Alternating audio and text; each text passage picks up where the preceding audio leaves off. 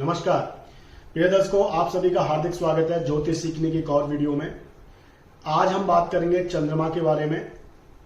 पिछली वीडियो में हमने जो बात करी थी वो सूर्य के बारे में बात करी थी कि अगर सूर्य की स्थिति कुंडली में अच्छी है तो उसके किस तरह के फल होते हैं, और अगर अच्छी स्थिति नहीं है कुंडली में यानी वो पीड़ित है तो उसके फल किस तरह के होते हैं। यानी 12 भावों में सूर्य का क्या फल होता है और सूर्य की कितनी इंपॉर्टेंस है, क्या महत्व है सूर्य का जन्म कुंडली में, किन क्षेत्रों को वो रिप्रेजेंट करता है, क्या जातक को वो दिलाने वाला होता है, मान सम्मान पद प्रतिष्ठा, ये सारी चीजों के बारे में हमने बात करी थी पिछली वीडियो में। दोस्तों, ज्योतिष में सूर्य और चंद्रमा अपने आप में महत्वपूर्ण ग्रह हैं, क्योंकि ये दो ही ऐसे ग्रह हैं जिनको आप अपने यानी आंखों से प्रत्यक्ष रूप में देख सकते हैं बिना किसी इंस्ट्रूमेंट के अलावा। और ज्योतिष में सूर्य चंद्रमा का महत्व इसलिए भी बढ़ जाता है क्योंकि सूर्य और चंद्रमा को अपने आप में लगन माना गया है। ये अपने आप में ही लगन होते हैं। लगन क्यों माना गया है इसके बारे में भी हम चर्चा करेंगे। जैसे लगन को लगन माना गया है, ऐसे सूर्य को भी माना गया, चंद्रमा को भी माना गया है। लगन जो होता है वो बताता है कि आप किस तरह से अपने आप को प्रोजेक्ट करेंगे टूवर्ड्स द अदर्स, और आपका बेसिक नेचर क्या है, किस तरह के ट्रेड्स आपके हैं। यानी ये सारी जो चीजें होती हैं ये आपको लगन से पता चलता है। वहीं अगर देखा जाए तो सूर्य जो होता है वो सब जो आपका कॉन्शियसनेस का प्लैनेट है, सूर्य को भी लगन माना गया, क्योंकि जब सूर्य होता है जिस तरह की कॉन्शियसनेस व्यक्ति की होती है उस तरह की चीजों को रिएक्ट करता है, उस तरह के कर्म उसके होते हैं, और जिस तरह की आत्मा उसकी होती है। आत्मा होने का मतलब हो गया कि जिस तरह का सूर्य कुंडली में होता है उसी तरह के ही उसकी आत्मा के कर्म वो करना चाहता है, या किस तरह के वो अपने कर्मों को किस तरह से प्रदर्शित करना चाहता है जीवन में, ये सारी चीजें निर्भर करती हैं। तो जो चीजें हमारी सबकॉन्शियस और कॉन्शियस से कनेक्टेड होती हैं, तो ऐसे में सूर्य और चंद्रमा का अपने आप में विशेष महत्व हो जाता है कुंडली में। और सूर्य जिस राशि में बैठा होता है उसको भी हम एक तरह से लगन की तरह ट्रीट करते हैं, और चंद्रमा जिस राशि में बैठा होता है उसको भी हम चंद्रमा जन्म राशि की तरह ट्रीट करते हैं। और एक अच्छे मतलब प्रेडिक्शन के लिए कहें तो जन्म कुंडली अध्ययन के लिए लगन के साथ साथ चंद्र लगन और सूर्य लगन को देखना बहुत महत्वपूर्ण होता है। तो चंद्रमा जो सबकॉन्शियस का प्लैनेट है, आपके मन का प्लैनेट है, आपके मूड का प्लैनेट है, आपके मूड स्विंग्स का प्लैनेट है, वो आपकी अंतरात्मा की जो चाह है उसका वो प्लैनेट है। जाहिर सी बात है, अगर सूर्य माफ कीजिए चंद्रमा अगर अच्छी स्थिति में कुंडली में बैठता है तो उसके अच्छे परिणाम होंगे, और अगर बुरी स्थिति में कुंडली में बैठता है तो उसके बुरे परिणाम होंगे, क्योंकि मन पर इसका सबसे ज्यादा प्रभाव होता है। जब मन विक्षिप्त होगा, मन परेशान होगा, मन किसी भी सिचुएशन को हैंडल करने की स्थिति में ही नहीं होगा तो आपके लिए परेशानी का कारण बनेगा। और जब मन अच्छा होगा, यानी चंद्रमा कुंडली में, यहां मेरा जो मन का अर्थ है वो चंद्रमा से है, तो चंद्रमा अगर कुंडली में अच्छा होगा तो आपको जीवन में जो आप पाना चाहते हैं, आपके जो विचार हैं, आपका और आप दूसरों का जो समन्वय है, वो आपकी मेंटालिटी टुवर्ड्स द अदर्स, ये सारी चीजें आपको कुंडली में सिर्फ चंद्रमा से ही आप देख सकते हैं। दर्शकों, चंद्रमा अगर लगन में बैठा हो, अगर लगन में चंद्रमा बैठा हो, अगर किसी शुभ ग्रह के साथ में बैठा हो तो बहुत ही अच्छा योग करता है। अकेला चंद्रमा भी बैठा हो तो भी बहुत ही अच्छा रिजल्ट करता है। लगन अपने आप में बहुत ही एक ऑस्पिशियस हाउस है, तो वहां पर अगर चंद्रमा की स्थिति बनती है तो बहुत अच्छा है। ऐसा व्यक्ति अपने ही व्यक्तित्व को निखारने में, अपनी ही चीजों में कह सकते हैं कि एनालिसिस करना, और अपने जो व्यक्तित्व है और आपका जो मन होता है उसमें कहीं ना कहीं बहुत ही अच्छा एक समन्वय देखने को मिलता है। लगन में गए हुए चंद्रमा के जो व्यक्ति होता है वो विचार उसके बहुत अच्छे होते हैं, फैमिली ओरिएंटेड होता है, परिवार से जुड़ाव उसका रहता है, सिंपैथेटिक होता है बाय नेचर, सहानुभूति दूसरों के प्रति, और नर्चरिंग नेचर का होता है।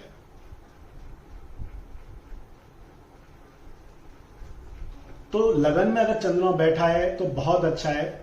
दूसरे घर में अगर चंद्रमा बैठा है, दूसरे घर का चंद्रमा भी बहुत अच्छा होता है, क्योंकि ये आपके कुटुंब का हाउस है, आपके परिवार का हाउस है, और ये धन का हाउस है, आपकी वाणी का भी हाउस है, और आपका जो ऑरा आपका क्रिएट रहता है, यानी कि आपकी जो आपकी अपीयरेंस होती है उसका जो हाउस होता है वो सेकंड हाउस ही होता है। तो अगर सेकंड हाउस अच्छा और लगन भी अच्छी है तो आपकी अपीयरेंस बहुत अच्छी होगी। अगर यहाँ पे शुभ ग्रह कोई चंद्रमा जैसे अगर बैठा हो तो ये बहुत अच्छा रिजल्ट करेगा। आपकी जो वोकैबुलरी होगी, आप कह सकते हैं ओरल जो कम्युनिकेशन होगा वो बहुत अच्छा होगा। आप जब बोलेंगे तो वो बहुत अच्छा बोलेंगे, थोड़ा सा फास्ट तेज बोलेंगे, क्योंकि मूवमेंट जो प्लानिट चंद्रमा की होती है वो फास्ट होती है, लेकिन अच्छा बोलेंगे। और कहीं ना कहीं ये जो चंद्रमा सेकंड हाउस का होगा ये आपके लिए धन संपदा ये सारी चीजें देने वाला होगा, क्योंकि चंद्रमा जिस घर में जाके बैठता है, व्यक्ति का जो रुझान होता है, उसका जो बेसिक इंक्लिनेशन होता है मन का, वो कहीं ना कहीं उसका वहीं लगा रहता है। और निसंदेह यहाँ पे धन जो महत्वपूर्ण जो चीज होती है जीवन में, धन पैसा, उसका ये हाउस होने की वजह से चंद्रमा का अगर संबंध यहाँ हो जाता है तो व्यक्ति आए दिन रोज कुछ ना कुछ नया करना, धन प्राप्ति के लिए, रोज कुछ ना कुछ कुटुंब को प्रोग्रेशन के लिए, उसके परिवार घर को आगे बढ़ाने के लिए कुछ नए नए नित आयाम वो ये करता रहता है। धन का एक्सपेंशन कैसे करना है, ये सारी चीजों के लिए, और अपनी पर्सनैलिटी कैसे इंप्रूव करनी है, इन सारी चीजों के लिए वो हमेशा प्रयत्न करते रहता है। तो सेकंड हाउस का moon is always good. Third house में चंद्रमा अगर होता है तो ऐसे जो व्यक्ति होते हैं ये किसी न किसी कहें तो मीडिया क्षेत्र में काम करते हुए आपको मिलेंगे, क्योंकि तीसरा जो घर है वो मानसिकता का घर है, और ये बुद्ध का नेचुरल जॉडियक काल पुरुष की कुंडली में मिथुन राशि तीसरे घर में पड़ती है और उसका स्वामी बुद्ध। तो बुद्ध के घर में चंद्रमा का होने का मतलब है कि यहां पर चंद्रमा को बल मिलता है। आपकी मेंटालिटी जो है वो रोमिंग होती है, यानी कि रोज नए नए खोज करना, इमीडिएट एनवायरनमेंट की चीजों को गैप करना, और इमीडिएट जो इन्वायरमेंट होता है आपका उसमें कहीं ना कहीं वो ज्यादा एक्टिव देखा जाता है। तो तीसरे घर में अगर चंद्रमा हो तो इसका एक नेगेटिव पॉइंट ये होता है, इसलिए चंद्रमा को कई बार तीसरे घर में अच्छा नहीं माना गया, क्योंकि ये ओवर थिंकिंग बहुत ज्यादा देता है। और अगर चंद्रमा जब पीड़ित भी हो जाता है तो साइकोलॉजिकली थोड़ा सा जो व्यक्ति होता है वो कहीं ना कहीं वो ज्यादा ओवर थिंकिंग की वजह से कहीं ना कहीं दूसरों के लिए परेशानी खड़ी करता है। अपने लिए तो करता ही है, क्योंकि विचारों का समन्वय कभी कभी जो फ्लो रहता है वो कभी इतना ज्यादा कभी इतना कम होता है कि उसमें जो एक बैलेंस होता है वो नहीं हो पाता है। तो तीसरे घर का अगर चंद्रमा है तो अच्छा है, लेकिन वो पाप पीड़ित नहीं होना चाहिए।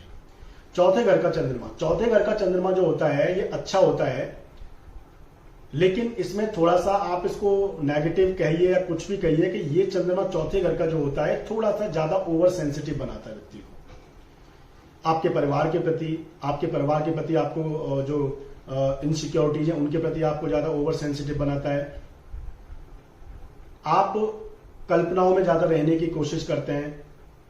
आपका जो मन है हमेशा ही बहुत जल्दी आपका फ्लक्चुएट करता है, क्योंकि यहां पे चंद्रमा अपने ही घर यानी नेचुरली जो जॉडियक है उसके अपने ही घर में यहां पे चंद्रमा होने की वजह से उसका हाउस है, लाल किताब के हिसाब से उसका पक्का घर है।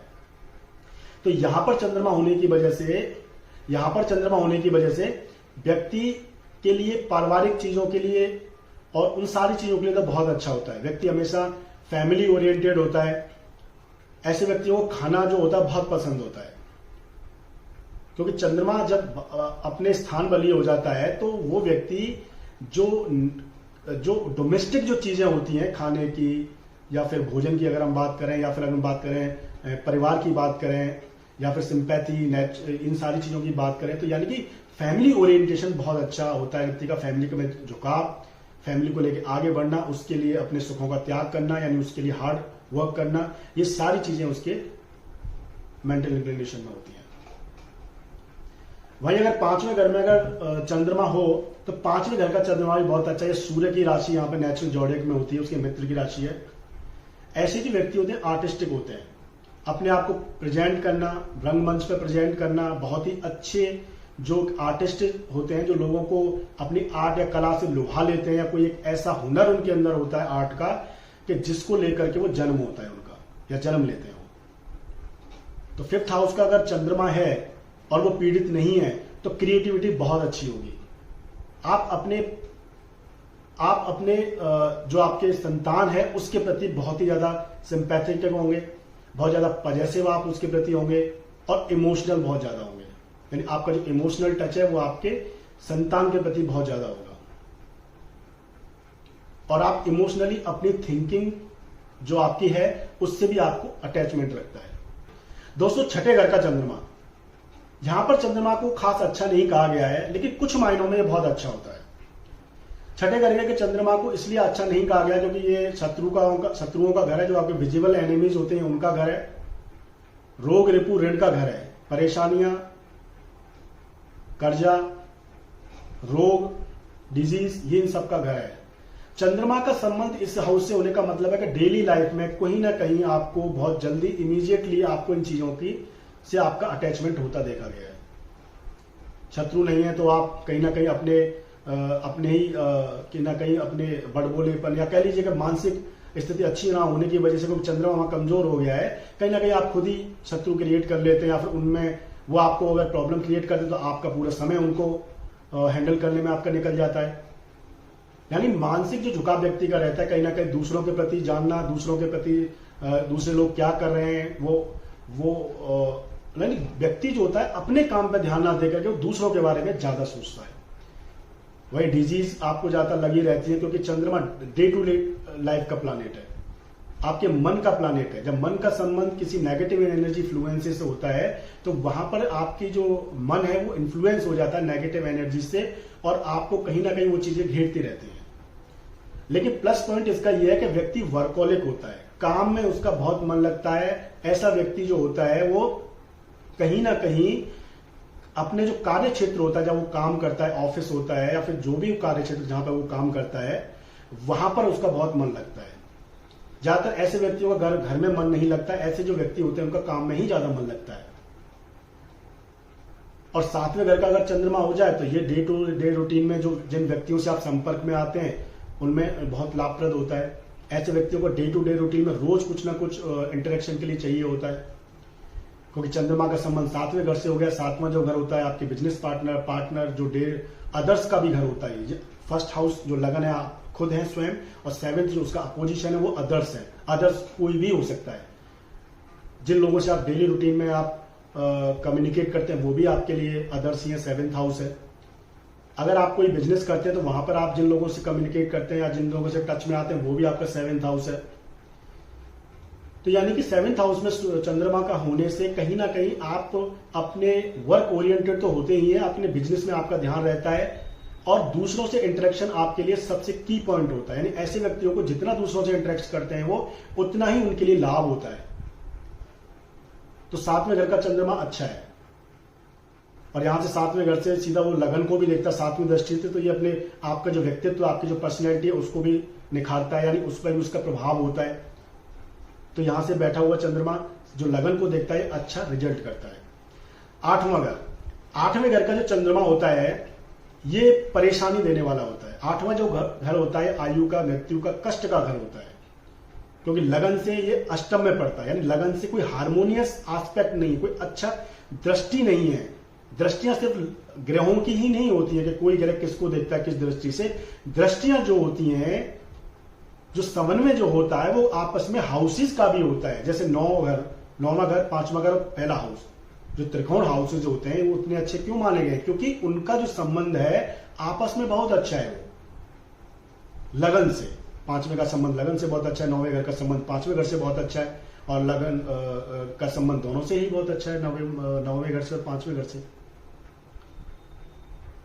तो इसलिए आठवें घर में बैठा हुआ चंद्रमा खासकर कहीं ना कहीं मानसिक रूप से परेशानी, आए दिन अपने ही विचारों में खोए रहना, एग्जीक्यूशन नहीं होना, कल्पनाओं में खोए रहना, कोई काम अगर आप करने जाते हैं उसमें अड़चन आ जाना,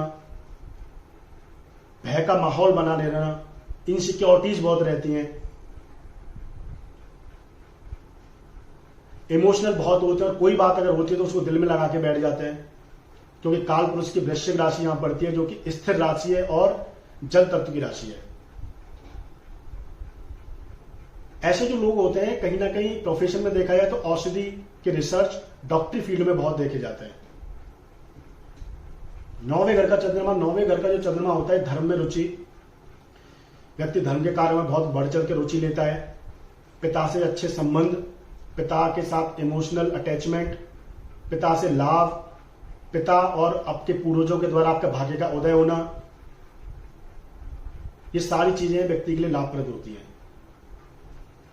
तो 9वें घर का जो चंद्रमा होता है बहुत अच्छा होता है, लगन से उसका संबंध बहुत अच्छा होता है। और चौथे घर में जो उसकी नेचुरल कर्क राशि जो पड़ती है वहां से केंद्र त्रिकोण राजयोग भी एक बनता है, यानी केंद्र का स्वामी जो कि त्रिकोण में बैठता है बहुत ऑस्पिशियस हाउस में, तो ये अपने आप एक अच्छा रिजल्ट देने वाला होता है। दोस्तों अब बात करते हैं 10वें घर की। तो 10वां घर जो अपने आप में बहुत ही महत्वपूर्ण घर है, क्योंकि आपके कर्म का घर है, प्रोफेशन का घर है, ये आपकी ऊंचाइयों का घर है।